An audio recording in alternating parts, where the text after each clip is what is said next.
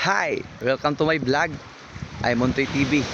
Ngayon, pag-usapan natin yung business presentation ng iyong negosyo.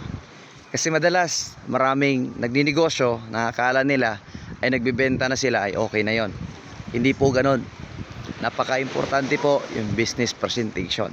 Dahil alam nyo po, sa ngayon, sa panahon ngayon, ay hindi lang masarap na produkto ang binibenta.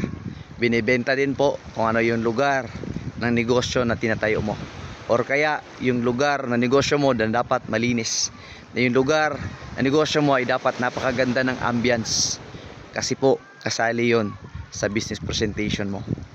At huwag mong kakalimutan yan, dahil napakahalaga, kasi yung business presentation mo sa pag-present mo sa negosyo mo ay kabilang po yan sa pagbibenta.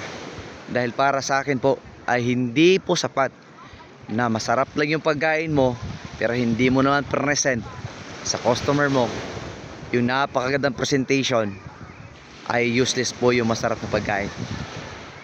At kapag sinunod mo yung aking payo sa isang business presentation, na kapag ginalingan mo yung business presentation mo, ay sigurado ako na yung mga customers mo babalik. At hindi lang basta babalik, magdadala pa yan ng maraming kaibigan. Dahil ang isang lugar na maganda yung ambience, yung isang lugar na masarap yung pagkain, yung isang lugar napakaganda ng as in matatanggal yung problema, no? Yun po ay kasali sa business presentation.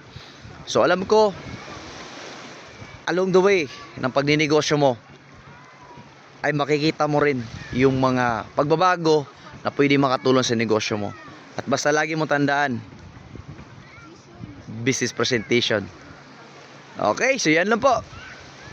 Salute mga negosyante.